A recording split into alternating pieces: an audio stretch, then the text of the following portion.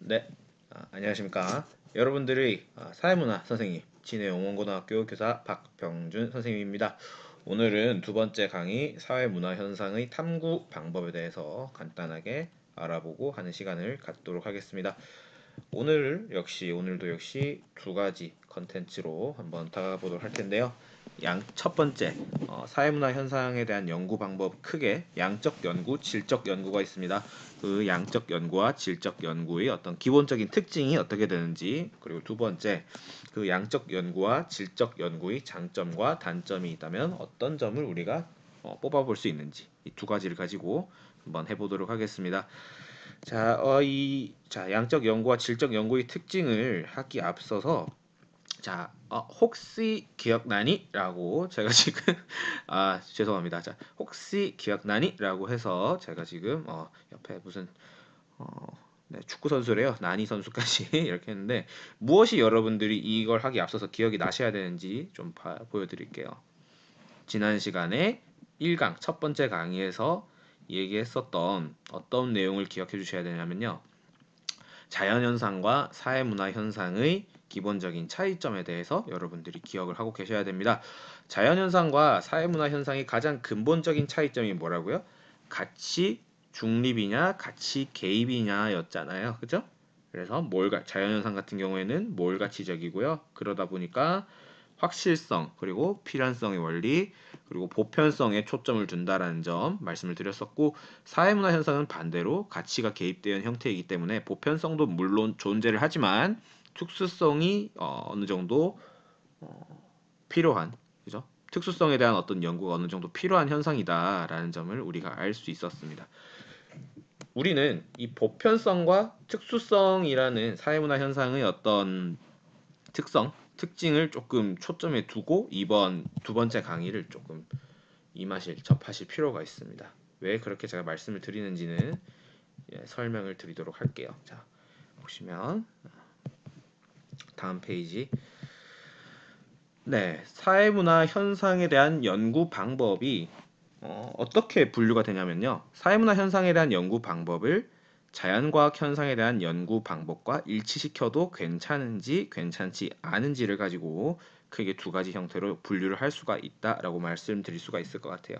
자, 그래서 가능하다. 즉 사회문화 현상 또한 자연과학 현상과 같이 연구가 가능하다라고 보는 입장을 우리는 뭐라고 하냐면은 양적 연구 방법이라고 얘기를 하고, 이 연구 방법이 하나로 통합되어 있다.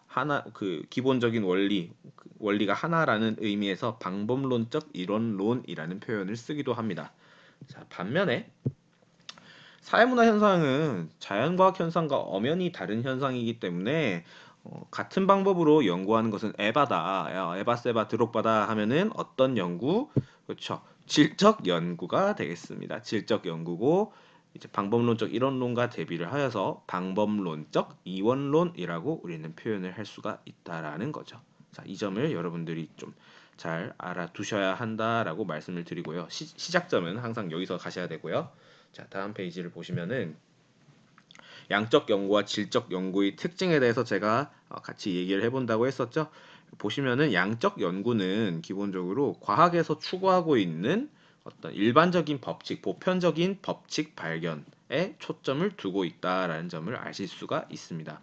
왜? 방금 말씀드렸잖아요. 사회문화 현상을 자연과학 현상과 동일시하여서 연구하는 게 양적 연구에서는 가능하다라고 얘기를 했으니까요. 그죠? 그래서 양적 연구 두 번째를 보시면 가설 설정의 절차가 들어가 있다라고 되어 있습니다. 당연히 가설을 설정했으면 그 가설을 검증하는 절차 또한 양적 연구에 들어가는 것이 당연하겠죠. 그러면 가설이 뭔데요? 그죠? 가설이 뭐냐라는 질문에 대해서 선생님이 위키피디아의 어떤 나무위키에 있는 글을 조금 따와 봤습니다. 보시면은 아이고 죄송해요. 이게 아닌데 이것만 보시면 돼요. 하이퍼스시스에서 둘 이상의 변인들 간의 관계에 대한 일종의 추측이래요. 뭐라고요? 둘 이상의 변인들 간의 관계에 대한 일종의 추측. 추측이라는 말은 결론이 아니라 그럴 수도 있다라는 거죠. 그래서 잠정적인 응답이라고 표현이 되어 있고요. 여기서 그럼 말하고 있는 둘 이상의 변이는 무엇이냐? 일반적으로 뭐라고요? 독립변인과 종속변인 간의 관계의 형태로 표명된다라고 적혀 있죠. 그죠? 자, 이 정도로만 우리가 가설이 어떤 것인지를 체크를 하고 넘어가 주시면 될 것 같아요. 네. 그래서 A로 인해서 뭐 B가 되는지의 여부에 대한 검증하면은 양적 연구라는 것을 알 수가 있겠죠. 예를 들면은 고등학생의 게임 시간과 학업 성취도 간의 상관관계에 대한 조사 이렇게 하면은 독립변인과 종속변인 즉 원인과 결과에 대한 어떤 관계성 연구가 되기 때문에 양적 연구가 되겠죠. 이제 그 가설에 대한 얘기는 그 다음 시간쯤에 그 탐구 실험법 그죠? 실험법을 얘기하면서 구체적으로 얘기가 나올 것 같으니까 그때 좀 구체적으로 제가 설명을 드릴 수 있도록 하겠고요. 어, 양적 연구는 그래서 수치화와 계량화가 이루어져야 합니다. 왜? 양적 연구잖아요. 양적 연구니까 계량화가 당연히 중시되고요. 방금 전에 말씀드렸던 학생의 학업 성취도와 같은 애매모호하고 추상적인 개념을 수치화할 필요가 있다라는 거죠. 그것을 우리는 개념의 조작적 정의라고 표현을 하고 다시 한번 이 개념의 조작적 정의는 그러면 또 우리 위키에서는 어떻게 얘기를 하고 있는지 보여드리겠습니다. 조작적 정의는 사물 또는 현상을 객관적이고 실험적으로 기술하기 위한 정의이다라고 얘기를 할 수 있죠. 그래서 대개는 뭐라고요? 절차적 과정 순서와 수량화할 수 있는 내용으로 만들어진대요. 수량화 이게 포인트가 되겠습니다. 개념의 조작적 정의에서는 사회문화 현상에서 말하고 있는 개념의 조작적 정의는 그 계량화, 수치화 이게 키 포인트라는 점을 여러분들이 알아두셔야 되고요. 무엇을 수치화한다? 하기가 힘든 추상적인 것을 구체적으로 수치화를 한다라는 거예요. 이해하셨죠? 네, 잘 하시니까 이해하셨을 거라 생각을 하고 양적 연구는 그래서 추후에 배울 자료 수집 방법이랑 연결을 지었을 때 주로 질문지법과 실험법의 자료 수집 방법을 사용한다라고 나와 있습니다. 네. 이 자료 수집 방법과 연구 방법은 기본적으로 차이가 있는 내용이라는 점 다음 시간에 말씀을 드릴 테니까 일단 미리 한번 들어놔 보세요. 네, 그럼 반대로 질적 연구 방법에 대해서 조금 알려드리도록 하겠습니다.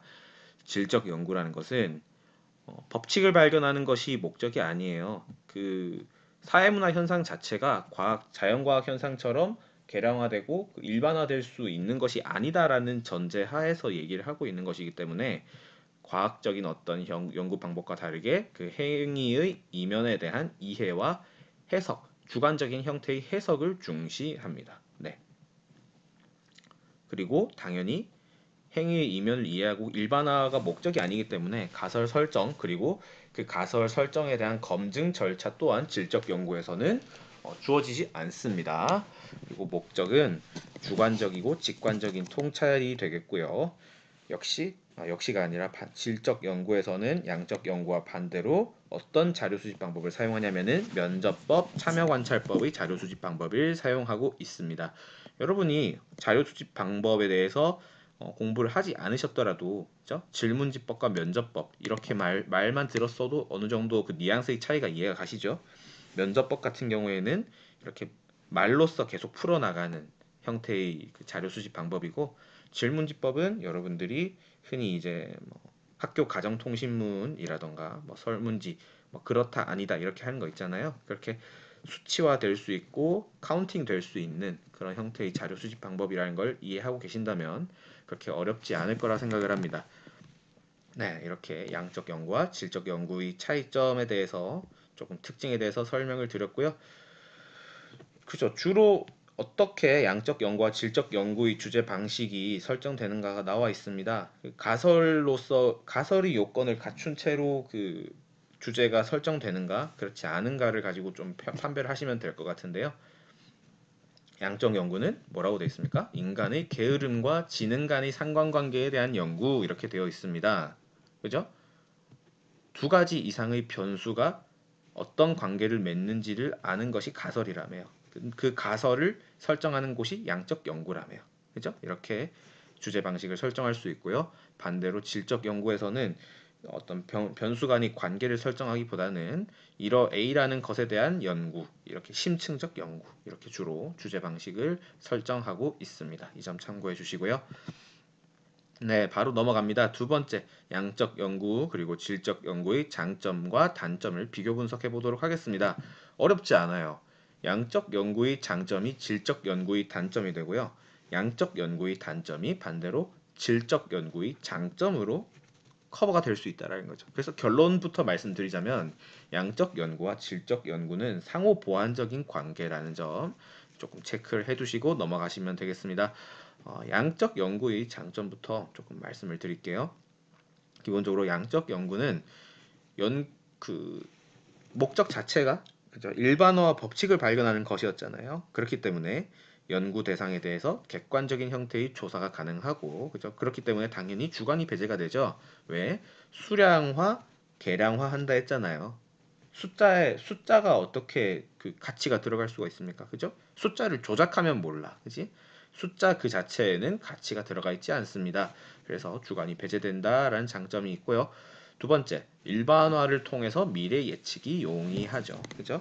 A로 인해서 B가 됐다라는 일반화가 된다면 물론 모든 그 완전히 과학적인 법칙처럼 필연성에 의해서 절대적인 법칙이 될 수는 없겠지만 어느 정도 미래 사람들이 살아가는데 더 도움은 될 거라는 거죠.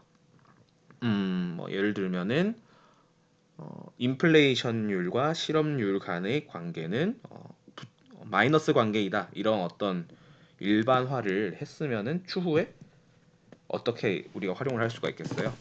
인플레이션율이 너무 높아요. 그러면은 인플레이션율을 낮추기 위해서는 실업률이 높아지겠구나. 이런 걸 예측을 해야 된다는 거죠. 그죠? 그런 게 양적 연구에서 일반화를 통해서 할 수 있는 어떤 장점이 되겠습니다. 단점 얘기해 볼게요. 그죠?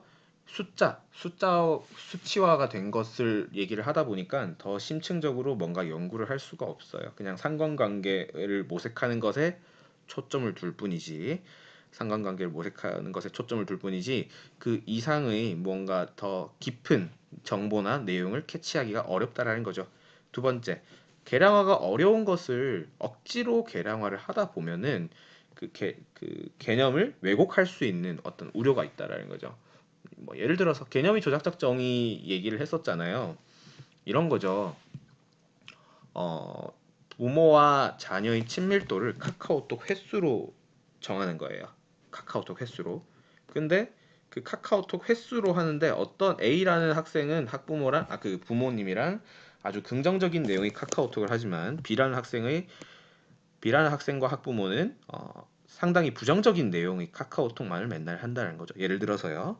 와, 너 왜 밥을 안 먹고 나갔냐? 너 왜 집에 안 들어오냐? 너 용돈 끊어버린다 등등등. 이렇게 해도 카카오톡 횟수는 늘어나는 걸로 되잖아요. 그러면은 그거 가지고 우리가 친밀하다라고 얘기를 할 수가 없는 거잖아요. 그죠? 그렇게 계량화가 어려운 것을 억지로 하다 보면은 문제가 생길 수 있다라는 점을 조금 말씀드릴 수 있을 것 같아요. 어렵지 않죠? 반면에 질적 연구의 장단점에 대해서 좀 말씀을 드리자면은 거꾸로예요. 그죠? 말 그대로 양적 연구에서 할 수 없었던 심층적 파악, 맥락 이해, 해석 같은 것들을 질적 연구에선 가능하다라는 거고요. 두 번째, 계량화가 힘든 행위의 이면을 파악하기가 용이하겠습니다. 그죠? 계량화하기 어려운 것을 심층적으로 캐묻는 질문을 하면서 왜 그랬는지 등등등에 대한 이해를 더 용이하게 할 수 있다라는 거죠. 반면 단점은 이제 양적 연구에서 커버될 수 있는 장점은 질적 연구에서 커버가 안 된다라는 점으로 받아들이시면 되겠죠. 주관의 개입되다 보니까 객관적인 연구가 어려울 수도 있고요. 그리고 두 번째, 상관관계를 파악하는 것이 포인트가 아니기 때문에 일반화가 어렵다라는 거죠. 법칙 발견도 당연히 안 되고요. 그런 어떤 장단점이 있다라고 여러분들이 받아들여 주시면 되겠습니다. 네, 추가적인 질문이 있으신 학생께서는 뭐 유튜브 댓글이라던가 구글 클래스룸을 활용하셔서 저에게 질문을 남겨주시면 최대한 제가 보는 대로 성심성의껏 답변 드릴 수 있도록 하겠습니다. 고등학교 3학년 사회문화 수업 여기까지 두 번째 강의 하도록 하겠습니다. 네, 시청해주셔서 감사합니다.